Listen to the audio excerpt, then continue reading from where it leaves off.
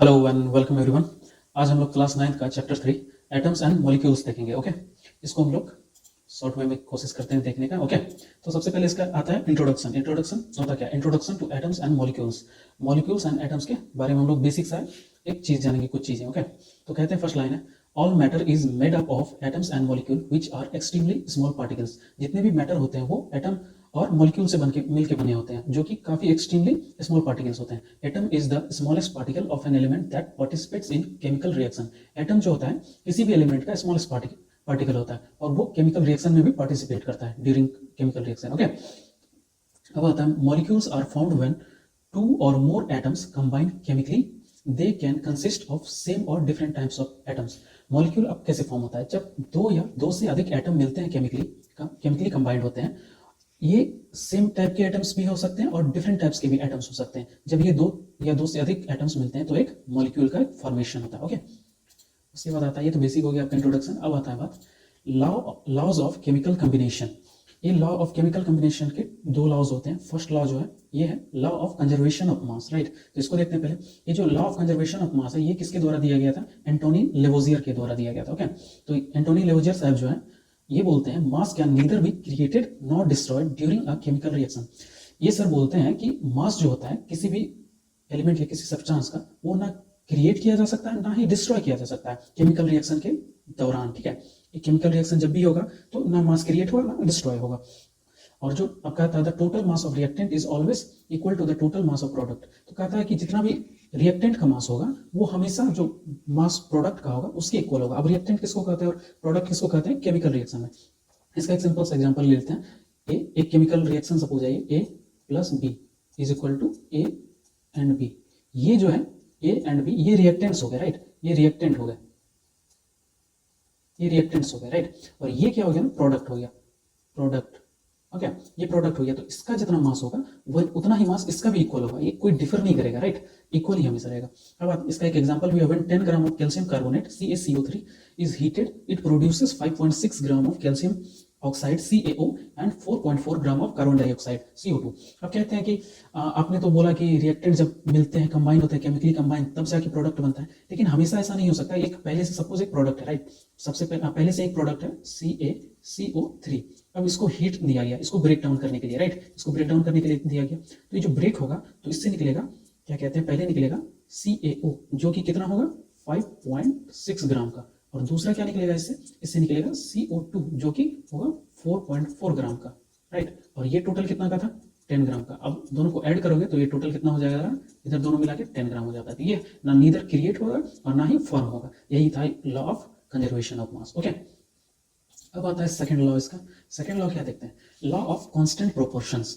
और ये जो लॉ है जोसेफ प्राउस्ट ने दिया था। तो ये लॉ का थ्योरी क्या देखते हैं? A chemical compound always contains the same elements combined in the same fixed ratio by mass regardless of its source और preparation method। इसका मतलब क्या हुआ? अब कहता है ये जो केमिकल कोई भी कंपाउंड है ना वो हमेशा सेम एलिमेंट से मिलके बना होगा और सेम फिक्स्ड रेशियो में मिलके बना होगा, राइट। उसका एक कंपाउंड सपोज जैसे कि एग्जांपल है, एग्जांपल के थ्रू मैं समझाता हूँ। जैसे एक एग्जांपल है वाटर है, एक कंपाउंड है ये, राइट।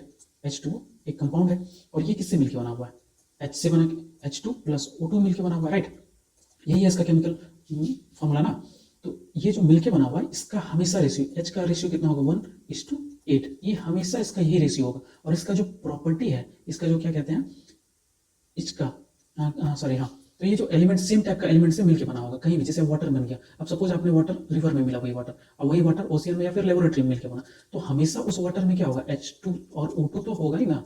आप कितना भी किसी भी डिफरेंट वे से प्रोड्यूस कर लो वाटर को, लेकिन H2O2 तो वाटर में होगा ही। तो वही कह रहा है कोई भी कंपाउंड जो होता है उसके अंदर एक फिक्स्ड रेशियो में सेम टाइप का ही एलिमेंट पाया जाता है अगर जो कंपाउंड ऑलरेडी बन चुका है।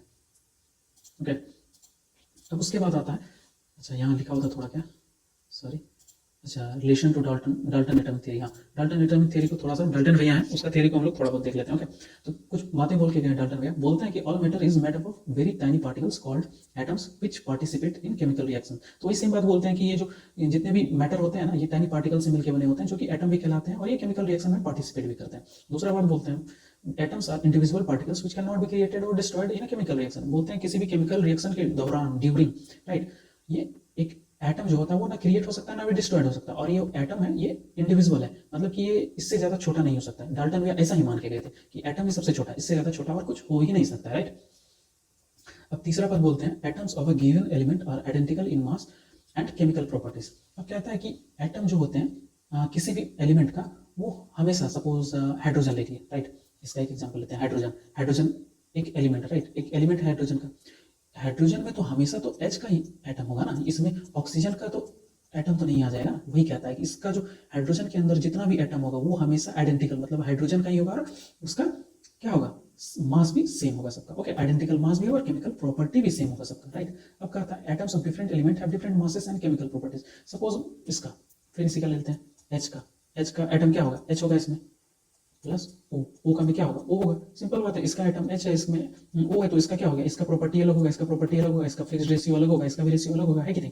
तो डिफरेंट एलिमेंट के डिफरेंट टाइप के behaviour and different mass. Okay, अब कहता है atoms combine in the ratio of small whole number to form compound.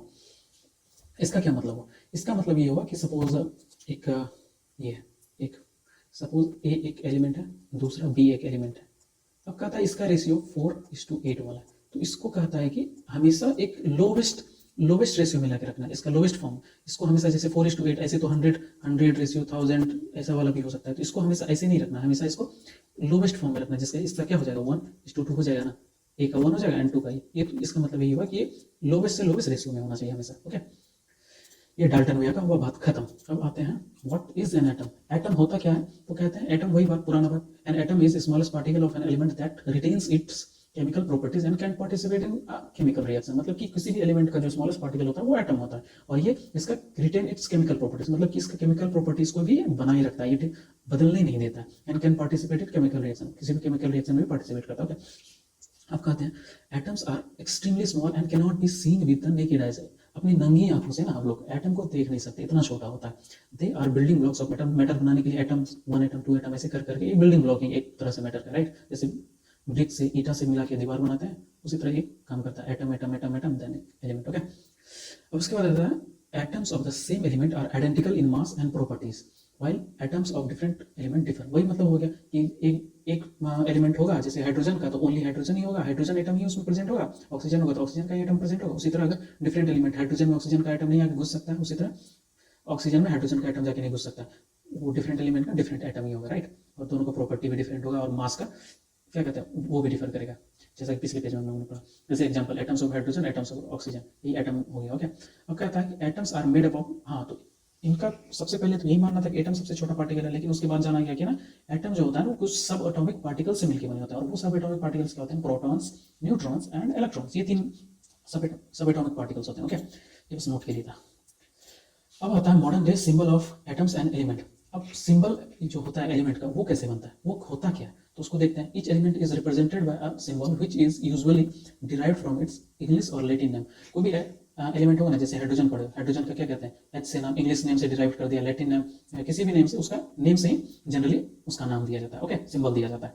Rules for symbol. अब सिंबल बनाने के लिए रूल क्या होता है, the symbol of an element is a single capital letter or capital letter followed by lower case letter. मतलब कि एक या तो फर्स्ट कैपिटल लेटर हो जाएगा, हाइड्रोजन का एच ले लिया, या फिर एक जैसे कैल्शियम होता है, सॉरी हाँ जैसे सोडियम है, सोडियम का अब बोलता है ये तो सोडियम में तो SO है, तो यहाँ नहीं आना चाहिए, लेकिन इसका लैटिन नाम जो होता है नेटेरियम होता है, तो first capital letter and second lower case, इसी को लोअर केस कहते हैं, सेकंड लोअर केस। ओके, सही मतलब हुआ। अब ये जो सिंबल वाला सिस्टम है, किसी भी एलिमेंट को सिंबल देना, इसको दिया था ब्रजेलियस भैया ने। ओके, ब्रजेलियस भैया ने दिया था ताकि उसका रिप्रेजेंटेशन हो सके, उसको आइडेंटिफाई कर सके। ओके, अब आता है उसके बाद एटम हो गया, उसके बाद आता है एटॉमिक मास। क्या होता है, the atomic mass of an element is the average mass of its atom expressed in atomic mass units. तो कहता है कि किसी भी एलिमेंट का जो एटॉमिक मास होता है वो उसका एवरेज मास, उसका एटम का जो एवरेज मास होता है उसी को एटॉमिक मास कहते हैं किसी भी एलिमेंट का। और इसको क्या कहते हैं, एटॉमिक मास यूनिट में भी बोला जाता है, 1 AMU ऐसा करके भी बोला जाता है। Okay, it represents the mass of protons and neutrons in the nucleus of an atom. ये जो है ना एटॉमिक मास जो होता है, ये किससे मिलकर बना होता है पता है, ये ओनली प्रोटॉन प्लस न्यूट्रॉन मिलके ही क्या बना होता है, एटॉमिक मास यूनिट बना होता है, राइट। ये मिलके ही बना होता है। यहाँ इलेक्ट्रॉन का नहीं लिया जाता मास, इसका मास नेग्लिजिबल होता है ऑलमोस्ट, इसको नहीं लिया जाता। इसी दोनों को प्रोटॉन और न्यूट्रॉन मिला के ही क्या बनता है, एटॉमिक मास यूनिट। ये तो इसका यूनिट हो गया एक्चुअली, एटॉमिक मास बनता है ये बनता है, राइट, प्रोटॉन और न्यूट्रॉन मिला के। ओके, इसका यूनिट क्या होता है, atomic mass is mass is measured in atomic mass unit, exactly यही यूनिट हो गया। वेयर यहाँ जो इसमें है वन यूनिट इसमें होता है 1 AMU, 1 atomic mass unit is equal to क्या होता है ना 1/12th part of the mass of 1 carbon 12 atom. ये जो कार्बन 12 एटम होता है इसी के रिलेशन में एक क्या कहते हैं एक एटॉमिक मास यूनिट का रेशियो लिया जाता है वही। ओके तो यहाँ है। अब उसके बाद आता है की पॉइंट्स, इसका कुछ पॉइंट्स देख लेते हैं। Sorry, electrons have negligible mass and are not included in atomic mass. यही बात, इसका इलेक्ट्रॉन का मास ही नहीं होता है तो इलेक्ट्रॉनिक एटॉमिक मास में इसको इंक्लूड नहीं किया जाता। Okay, the atomic mass is approximately equal to the sum of number of protons and neutron in atom. Exactly वही बात, किसी भी चीज किसी भी एलिमेंट का क्या कहते हैं एटॉमिक मास अगर जानना है तो उसका प्रोटॉन प्लस न्यूट्रॉन कर देंगे तो क्या बन जाएगा उसका एटॉमिक मास बन जाएगा। ओके ये था इसका बात।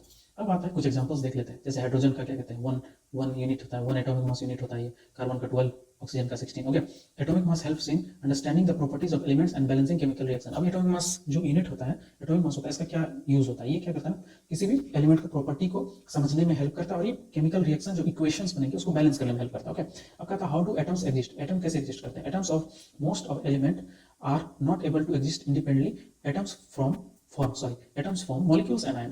अब कहता है ना एटम जो होता है वो सिंगल अपने इंडिपेंडेंटली वो नहीं रह सकता, एग्जिस्ट कर ही नहीं सकता, वो उसको किसी न किसी एक एटम से क्या कहते हैं, ये एटम इससे जुड़ के ये एटम मतलब एक दो एटम मिलकर एक मॉलिक्यूल बना लेगा या फिर आयन बना लेगा, राइट। या तो मॉलिक्यूल के फॉर्म में एग्जिस्ट करेगा या फिर आयन के फॉर्म में, लेकिन एटम सिंगल ऐसे एग्जिस्ट नहीं करता। ओके, अब आता है उसके बाद सबसे छोटा हो गया एटम, उसके बाद क्या हो गया, उसके बाद मॉलिक्यूल, उससे थोड़ा बड़ा वाला, राइट। अब मॉलिक्यूल को पढ़ते हैं। अब molecule is the smallest particle of a substance, element or compound and that can exist independently and retain the chemical properties of a substance. अब कहता है कि किसी भी कंपाउंड का, ये सब्सटेंस मतलब कंपाउंड, ओके, वहां तो क्या था ना, एक चीज देखो डिफरेंस मैं बताता हूँ, देखो वहां सब्सटेंस था, किसी भी सब्सटेंस का, एटम जो था ना किसी भी सब्सटेंस का, अरे यार किधर गया, अच्छा छोड़ो किधर गया, तो एटम एक बार वही बात जान लो, एटम जो होता है किसी भी सब्सटेंस का स्मॉलेस्ट पार्टिकल होता है, लेकिन ये मॉलिक्यूल जो होता है ना ये कंपाउंड का स्मॉलेस्ट पार्टिकल होता है, राइट। तो ये भी क्या कहते हैं, ये इंडिपेंडेंटली एग्जिस्ट कर सकता है क्योंकि ये एटम्स मिलकर, दो एटम्स मिलकर बने होते हैं तो इंडिपेंडेंटली एग्जिस्ट कर सकता है, और ये भी अपने केमिकल रिएक्शन, केमिकल प्रॉपर्टीज उस सब्सटेंस का बनाए रखता है। ओके, अब कहते हैं मॉलिक्यूल्स ऑफ एलिमेंट्स आता है। Molecule of elements are found when two or more atoms of the same element combined, मतलब कि सेम एलिमेंट के अगर दो एटम मिल जाए तो एक मॉलिक्यूल बनता है, केमिकली कंबाइन जब हो जाए तो एक मॉलिक्यूल बनता है। अब आता है मॉलिक्यूल के भी टाइप्स होते हैं। पहला टाइप क्या है, mono atomic molecule consist of single atom that exist independently. अब बोलोगे कि अभी तो आपने बोला था कि सर क्या कहते हैं सिंगल एग्जिस्ट नहीं करता एटम, लेकिन कुछ कुछ केमिस्ट्री का है ना एक्सेप्शन भी होता है। तो एक्सेप्शन में क्या है ना, ये सिंगल एटम वाला भी कुछ एग्जिस्ट करता है, जिसका एग्जांपल हो गया हीलियम आर्गन, और उसी को मोनो एटॉमिक मॉलिक्यूल कहते हैं, जिसमें सिंगल एटम प्रेजेंट हो उसको मोनो एटॉमिक मॉलिक्यूल कहते हैं। अब आता है सेकंड वाला डायटोमिक मॉलिक्यूल, जिसमें made up of two atoms of the same element, जिसमें कि दो एटम सेम एलिमेंट के दो एटम मिलकर बने होते हैं उसे डायटोमिक, जैसे कि ऑक्सीजन का 2 O2, हाइड्रोजन का H2। उसी तरह आता है पॉलीएटॉमिक, थर्ड टाइप पॉलीएटॉमिक, जिसमें कि दो या दो से अधिक एटम मिलकर बने होते हैं सेम एलिमेंट के, उसको पॉलीएटॉमिक कहते हैं, जैसे ओजोन का O3, फास्फोरस का P4, राइट। और उसके बाद आता है अब आता है मॉलिक्यूल्स ऑफ कंपाउंड्स। अब कंपाउंड के मॉलिक्यूल कैसे होते हैं, okay. Molecule of compounds are formed when two or more atoms of different element combined chemically in fixed ratio. अब कहता है कि ये जो कंपाउंड का जो मॉलिक्यूल होता है वो कैसे बनता है, जब दो या दो से अधिक डिफरेंट टाइप के दो या दो से अधिक एटम वो डिफरेंट एलिमेंट्स के मिल जाते हैं केमिकली, तो वो फिक्स्ड रेशियो में, तब जाके क्या बनता है, एक कंपाउंड का एक मॉलिक्यूल बनता है। चलो एक बार फिर से मैं रिपीट कर देता हूँ। जब भी दो या दो से अधिक atom, to or more atoms of different element, तो अलग अलग एलिमेंट के दो या दो से अधिक एटम मिल जाते हैं एक फिक्स्ड रेशियो में, तो एक मॉलिक्यूल बनता है एक किसी कंपाउंड का, राइट। अब कहते हैं atoms in a molecule of a compound are held together by chemical bond. अब ये जो एटम होते हैं किसी मॉलिक्यूल में प्रेजेंट होते हैं, ये तो भाग सकते हैं, इधर उधर भाग सकते हैं, राइट। जैसे आपकी एक्स भाग गई थी आपको छोड़ के, तो उसको कौन सा बनाए रखता है, केमिकल बॉन्ड बनाए रखता है एक। और वो केमिकल बॉन्ड कौन कौन सा होता है, कोवेलेंट होता है और आयनिक बॉन्ड होता है, दो टाइप के। इसको बाद में आके हम लोग पढ़ेंगे कोवेलेंट क्या होता है, आयनिक बॉन्ड। बेसिक एक चीज मैं बता देता हूँ, इसमें कोवेलेंट में शेयरिंग होता है और आयनिक में आयन का एक्सचेंज होता है, ओके। इसको बाद में हम लोग देख लेंगे, ओके, जब भी आएगा आपके सिलेबस में। उसके बाद आता है the properties of a compound are different from the properties of its constituent elements. अब कहता है कि किसी भी कंपाउंड का है ना प्रॉपर्टीज होता है वो डिफरेंट होता है उसके एलिमेंट से, मतलब कि सपोज H2O ये कंपाउंड हो गया, राइट, लेकिन इसका बिहेवियर ये वाटर जैसा बिहेव करेगा, और H के साथ H2 अलग बिहेव करेगा, O2 अलग बिहेव करेगा, तो इसका बिहेवियर अलग, इसका बिहेवियर अलग, और इन दोनों का बिहेवियर अलग, और इसका बिहेवियर तो अलग होगा ना। तो वही बोलता है जो कंपाउंड होगा इसका बिहेवियर अपने जिससे मिलके बना होगा उससे अलग होगा इसका property, okay. Molecules represents the smallest unit of a compound that retains it's chemical properties. अब कहता है मॉलिक्यूल जो है ना किसी भी कंपाउंड का स्मॉलेस्ट तो रिप्रेजेंट करता ही है, और इसका वही केमिकल प्रॉपर्टीज को बनाए रखता है, एक्जैक्टली वही सेम बात रिपीट हो गया, ओके। एग्जांपल वाटर H2O, जैसे एग्जांपल इसका एक कंपाउंड H2O है, कंपोज ऑफ दो हाइड्रोजन मिलकर बना होता है, और एक दो हाइड्रोजन एटम मिलकर और एक ऑक्सीजन एटम मिलकर बना होता है, ओके, एक कंपाउंड हो गया, राइट। अब आता है उसके बाद क्या ना अब उसके बाद आता है आयन। आयन होता क्या, what is an ion? An ion is a charge particle when formed when an atom or a group of atoms gain or lose electron. मतलब कि आयन एक चार्ज पार्टिकल होता है और वो तब बनता है जब कोई भी एटम या फिर उसका ग्रुप एक इलेक्ट्रॉन को गेन करता है, मतलब एक्सेप्ट करता है, या फिर लूज मतलब उससे छोड़ के उसको इलेक्ट्रॉन भाग जाती है, तो एक आयन का फॉर्मेशन होता है, चार्ज पार्टिकल का फॉर्मेशन होता है। अब बोलता है टाइप्स ऑफ आयंस। अब बोलता है पहला टाइप है cation, a positively charge ion when formed when an atom loses electrons. Sodium ion, a negatively charge ion formed when an atom gains electron. इसका क्या मतलब है, चलो मैं आपको एक चीज इसी का मैं बता देता हूँ। सपोज बैलेंस था, एक यहाँ है कंटेनर, एक यहाँ कंटेनर है, सॉरी कंटेनर, राइट। इसमें क्या है ना, इसमें पॉजिटिव है, इसमें नेगेटिव चार्ज है। और इलेक्ट्रॉन का क्या चार्ज होता है, इलेक्ट्रॉन हमेशा नेगेटिव चार्ज होता है, राइट। ये दोनों जब भी था तो बराबर के बराबर पे था, राइट, इक्वल इक्वल था। अब क्या हुआ ना, किसी ये कंपाउंड के अंदर है, एक कंपाउंड हुआ, उसके अंदर का ये बात, जितना पॉजिटिव चार्ज था उतना ही नेगेटिव चार्ज था। अब क्या हुआ ना कि ये इलेक्ट्रॉन जो इसके अंदर किसी कंपाउंड में था, या फिर किसी क्या कहते हैं एटम में था, सॉरी कंपाउंड नहीं बोलना चाहिए था मुझे, एटम बोलना चाहिए था। ये जो इलेक्ट्रॉन था किसी एटम के अंदर, ये उड़ के भाग गया, छोड़ के फिरार। ओके, तो यहाँ क्या बचेगा, इलेक्ट्रॉन भागा तो मतलब क्या, थोड़ा घट गया होगा, तो यहाँ किसका अमाउंट बढ़ गया, पॉजिटिव थोड़ा ज्यादा इतना दूर रह गया, और यहाँ इलेक्ट्रॉन नेगेटिव वाला क्या हो गया, इतना ही रह गया, तो यहाँ पॉजिटिव क्या हो जाएगा, हावी हो जाएगा, तो ये क्या बन जाएगा, पॉजिटिव चार्ज एटम बन जाएगा, है ना। उसी को कहते हैं केटायन। जब भी एक एटम लूज करता है इलेक्ट्रॉन, मतलब यहाँ से इलेक्ट्रॉन भागा, नेगेटिव चार्ज कम, पॉजिटिव बढ़ गया, जितना एग्जैक्टली बढ़ा नहीं, मतलब वही था बराबर, लेकिन नेगेटिव घट गया तो पॉजिटिव हावी हो गया, तो वो क्या हो गया, केटायन हो गया, जैसे कि सोडियम और कैल्शियम होता है। ओके, अब एनायन उसी तरह सेम, यहाँ क्या कहते हैं, सेम ऐसा था, बराबर बराबर था। अब चलो इसको बराबर कर देते हैं, राइट, ये बराबर था। अब क्या हुआ, यहाँ तक नेगेटिव था, यहाँ पॉजिटिव था, अब पॉजिटिव भाग गया यहाँ से, पॉजिटिव चार्ज भाग गया यहाँ से, राइट। पॉजिटिव चार्ज कुछ भी हो सकता है, प्रोटॉन या कुछ भी, चलो ठीक है, पॉजिटिव चार्ज भाग गया, तो ये तो घट के यहाँ आ गया ना, इसका लेवल ये हो गया, लेकिन नेगेटिव क्या हो गया इतना दूर, तो अब क्या होगा, नेगेटिव हावी हो जाएगा, ये पॉजिटिव घट गया और नेगेटिव हावी हो गया, तो यहाँ क्या बन जाएगा, नेगेटिव चार्ज एटम बन जाएगा, है कि नहीं। अब नेगेटिव चार्ज एटम बन जाएगा तो उसी को एनायन कहते हैं, negatively charge ion formed when an atom gains electron. जब भी सपोज ये या तो भाग जाएगा या फिर एक इलेक्ट्रॉन आ जाएगा, इसका मतलब यही हुआ कि इलेक्ट्रॉन अगर ऊपर से आ गया, सपोज आ गया, ये बराबर था, ठीक, ये बराबर था, अब इलेक्ट्रॉन और भी एक्स्ट्रा आ गया, तो इसका लेवल जो होता है ये कंटेनर का, ये कंटेनर देखो, ये कंटेनर था इसका, तो ये तो यहीं तक रह गया पॉजिटिव, और ये कंटेनर का लेवल कितना बढ़ गया, ऊपर बढ़ गया, तो ये क्या बढ़ गया, नेगेटिव चार्ज तो इस पर हावी हो गया ना, नेगेटिव ऊपर बढ़ा, ये तो यहाँ का यहीं रह गया, और ये नेगेटिव बढ़ गया, तो ये क्या हो गया, नेगेटिव हो गया, राइट। तो उसी को एनायन कहते हैं। जब भी कोई क्या कहते हैं, बाहर से इलेक्ट्रॉन उड़ के आ जाता है और एटम एक्सेप्ट कर लेता है, तो क्या हो जाता है, गेन कर लेता है, तो एक एनायन बनता है। जैसे क्लोराइड आयन हो गया, सल्फाइड आयन। ओके, चलो इसमें बहुत काफी टाइम लग गया। राइटिंग केमिकल फॉर्मूला, आप कहते हैं केमिकल फॉर्मूला को राइट कैसे करते हैं, किसी केमिकल फॉर्मूला को लिखते कैसे। Chemical formula represents the composition of a molecule of a compound using symbols for elements and number two show the ratio of element. हम कहते हैं कि किसी भी कंपाउंड का किसी भी chemical represent the composition of a molecule of a compound using. Chemical formula लिखने के लिए हम लोग को सिंबल उसके फिक्स रेशियो में शो करना होता है, उसका सिंबल, तो केमिकल फॉर्मूला बन जाता है। जैसे कि उसका स्टेप देख लेते हैं, पहले क्या करना है ना, सबसे पहले क्या करते हैं, उसका सिंबल देख लेना। जैसे एल्यूमिनियम, एल्यूमिनियम का क्या सिंबल होता है, या suppose H, hydrogen, HYDRO, hydrogen का क्या होगा सिंबल, H होता है, राइट। उसी तरह उसके बाद उसका राइट द वैलेंसी, कंबाइनिंग, इसको इतना भी जान लो, वैलेंसी को कंबाइनिंग कैपेसिटी कहते हैं, राइट द वैलेंसी। जब भी क्वेश्चन दिया जाएगा उसका वैलेंसी दिया जाएगा, जैसे हाइड्रोजन का 1 वैलेंसी होता है, ओके, तो ऑफ ईच एलिमेंट, तो हाइड्रोजन का उसका क्या कहते हैं, उसका वैलेंसी लिख लेना है, उसके बाद क्रॉस मल्टीप्लिकेशन ऑफ वैलेंसी करना है। तो चलो मैं एक स्टेप ही लेके कर देता हूँ। जैसे एलिमेंट ए हो गया और ये एलिमेंट बी है, इन दोनों का हमको केमिकल फॉर्मूला बनाना है। इसका वैलेंसी ये जो लिखा हुआ कंबाइनिंग कैपेसिटी, इसका वैलेंसी सपोज 2 है, सॉरी, और इसका 3 है। और उसके बाद क्या कहता है, क्रॉस मल्टीप्लिकेशन ऑफ वैलेंसीज, इसका क्रॉस मल्टीप्लिकेशन कर देना है, इसका यहाँ गया और इसका यहाँ गया, तो क्या फॉर्मूला बन जाएगा, अब इन दोनों को कर दोगे तो क्या फॉर्मूला बन गया, A3, यहाँ से यहाँ तक बोला, यहाँ से यहाँ तक बोला, A3 और B का 2, तो ये क्या हो गया, केमिकल फॉर्मूला आपका बन के आ गया, राइट। समझ आए। और एक चीज उसमें और होता है, इसका भी एग्जांपल दे देता हूँ मैं, ये तो आपका समझ आ गया होगा।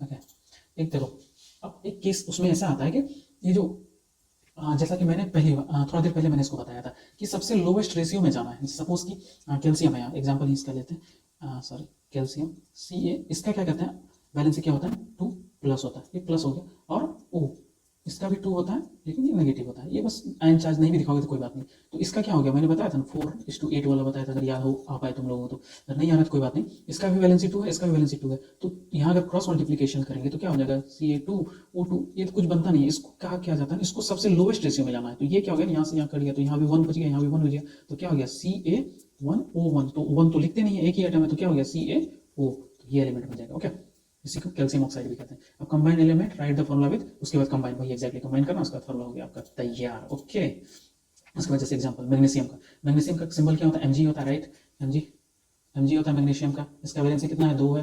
क्लोरीन का Cl होता है, इसका वैलेंसी कितना है, 1 है।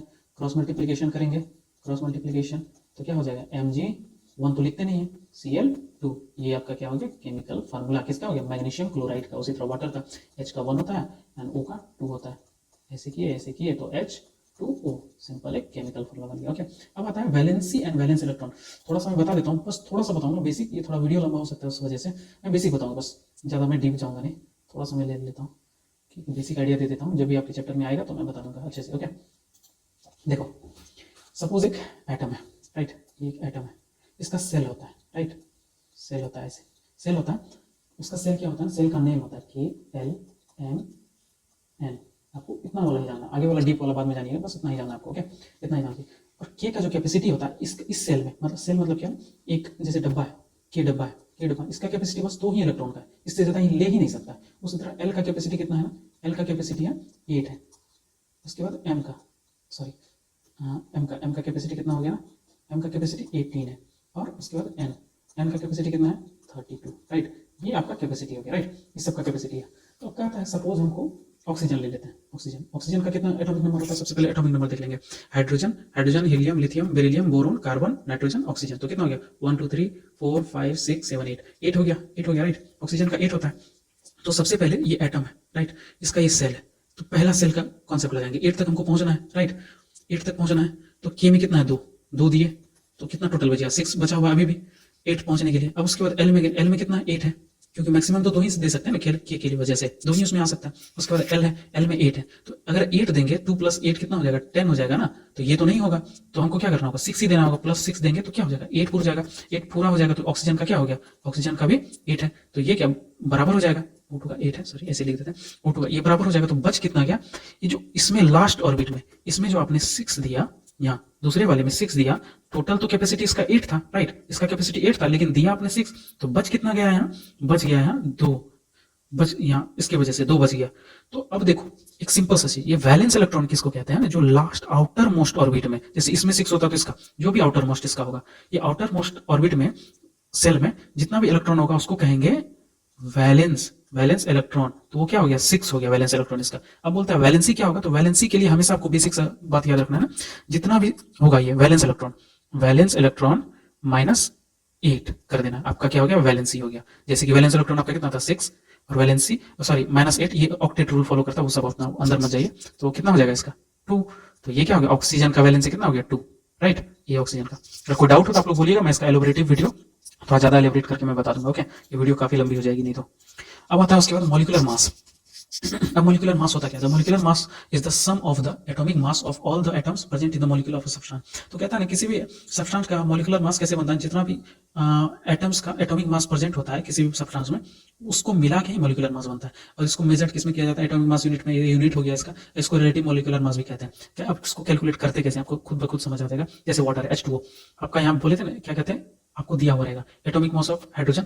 इसको एक सिंपल से, जैसे सबसे पहले H2 है, ठीक, H2O, तो आपको सिंपल से ऐसे करना है। सबसे पहले H का एटॉमिक मास यूनिट कितना होता है, 1 होता है, आपको क्वेश्चन में दिया गया, राइट, 1। उसको कितना आइटम है, 1 का, हाइड्रोजन का 1 एटॉमिक मास यूनिट, और कितना आइटम है उसका, इसका 2 आइटम है, तो मल्टीप्लाई बाय 2, फिर उसके बाद प्लस, क्योंकि यहाँ से दूसरा एलिमेंट एटम आ रहा है, दूसरा प्लस। अब क्या कहते हैं, ऑक्सीजन का कितना एटॉमिक मास यूनिट है, 16, राइट, 16 है। अब इसमें कितना आइटम है, ऑक्सीजन का कितना आइटम है, एक भी नहीं है, बस एक ही है, सॉरी एक है। तो अब इसको सिंप्लीफाई कर देंगे, 1:2, 2 + 16, तो कितना हो गया, 18U। ये आपका हो गया मॉलिक्यूलर मास किसका, H2O का, राइट। उसी तरह कार्बन डाइऑक्साइड का, कार्बन का कितना होता है मॉलिक्यूलर मास, 12 इंटू कितना एटम है इसका, 1 ही है ओनली, फिर प्लस दूसरा आइटम आ रहा है तो प्लस, फिर ऑक्सीजन का कितना होता है मॉलिक्यूलर मास, 16 यहाँ दिया गया, इंटू कितना आइटम है इसका, 2 एटम है, तो कितना हो गया 12 प्लस कितना हो गया 32, तो कितना हो गया 44U। तो किसका हो गया ये, CO2 का मॉलिक्यूलर मास हो गया ये। ओके, चलो ये काफी आपका वीडियो आज लेंथी होने वाला, मेरे को समझ आ रहा है। अब उसके बाद आता है फार्मूला यूनिट मास। ये भी बेसिकली मॉलिक्यूलर मास जैसा ही होता है। The formula unit mass is the sum of atomic masses of the atoms. वही एग्जैक्टली वही बात है, एटॉमिक मास हर एटम का होगा इन सिंपलेस्ट रेशियो, वही जितना भी घटा के आप कर सकते हो। लेकिन ये सिर्फ आयनिक कंपाउंड में होगा। जैसे वो तो किसी भी सब्सटेंस में हो जाता था, लेकिन ये आयनिक कंपाउंड होगा, राइट। तो ये क्या, सोडियम क्लोराइड NaCl, Na का क्या कहते हैं 23 होता है एटॉमिक मास, और Cl का 35.5, तो टोटल इतना हो गया ये। Na प्लस होता है, Cl माइनस होता है, राइट। तो ऐसा हो गया। कैल्शियम ऑक्साइड, इसका भी वही हो गया, कैल्शियम का प्लस ऑक्सीजन का माइनस, तो ये आयनिक बॉन्ड वाला हो गया, आयनिक कंपाउंड में होता है। ओके, तो चलो आपका ये चैप्टर यहाँ फिनिश हुआ। आपके कुछ क्वेश्चन है, आप लोग कमेंट में इसका आंसर दे सकते हो। आपको अगर डाउट है इनमें तो आप मुझसे पूछ सकते हो, मैं बताऊंगा। इसका स्क्रीनशॉट ले लेना और इसका आंसर मुझे कमेंट बॉक्स में देना, नंबर वाइज कर देना, बस जो जो क्वेश्चन आपको आता है कर देना। ओके, चलिए आज के लिए इतना ही, मिलते हैं नेक्स्ट वीडियो में। Thanks for watching, peace out guys.